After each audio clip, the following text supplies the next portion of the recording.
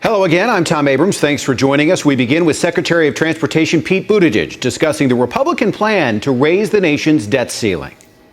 Well, the reason I'm so concerned about the Speaker's proposal is that it would cut air traffic control and cut railroad safety at the very moment when Americans are looking for us to do more, not less. If you cut air traffic control hiring, we would be forced to close air traffic control towers, and there's no way you can do that without that affecting the performance of our flights in terms of delays and cancellations. We're seeing results so far this year that are dramatically better than last year because we've been pushing the airlines to meet their schedules, but this would make it hard for us to even support the airline operations safety in terms of air traffic control. I don't know why you would choose this as a moment to cut something that is making sure that flights arrive and depart on time and safely. Similarly, on the railroad side, especially after what happened in East Palestine, Ohio, I think Americans are looking for us to do more, not less. But these budget cuts that House Republicans have put on the table, this would cut rail inspections so much that thousands of miles, over 2,000 miles less of railroad would get inspected every year in Texas alone. This is the wrong time. I don't know what the right time would be anyway to cut down on railroad safety, but this in particular is a terrible time to do that. One of many reasons we are very concerned by the extreme nature of these House GOP budget proposals. I know that the Biden administration has been placing a lot of emphasis on electric vehicles and renewable sources moving forward. What would this proposal do to those efforts? Well, I think it would really set us back in terms of the jobs that are being created here on U.S. soil right now through the administration's policy. We're trying to make sure that as we move into a future economy where we have more use of these zero-emission vehicles, that they're made here in the U.S. by American workers, just like the old kinds of cars were. And, I've seen for myself construction sites of factories. There's going to be 4,000 people at a battery factory I saw in Kentucky, another one in Kansas with similar proportions. And, as somebody who grew up in the industrial Midwest, I know what these auto jobs mean and the related jobs across that sector, and everything from offshore wind to preparing the materials that go into this manufacturing for the vehicles.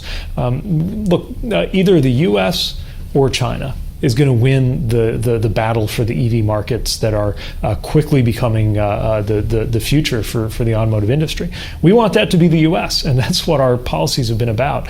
I don't know why you would do anything that would put that in jeopardy at a time like this, where the American jobs that are being created are good-paying jobs that are going to make sense for years and decades to come. Where, if anywhere, under your purview, would cuts be acceptable? Is there a place where you've found there are places to save money?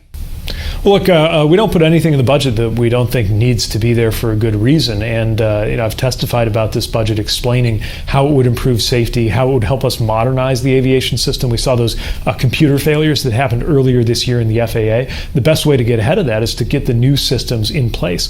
If House Republicans have a serious proposal that doesn't involve cutting safety investment, they should put it forward. But what we've seen so far is so extreme. I think it's not just a disagreement with the administration. It's wildly out of step with what the American people expect.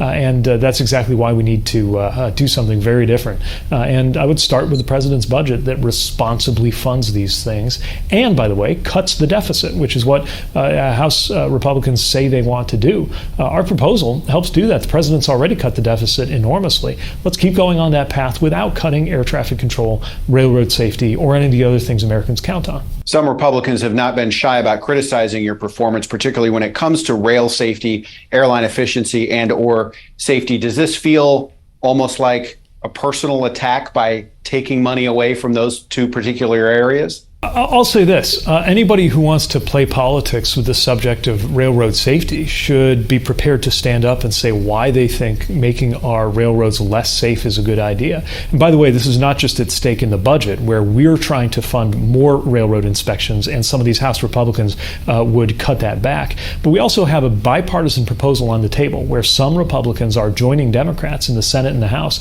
to try to get something done to toughen the standards on railroad safety.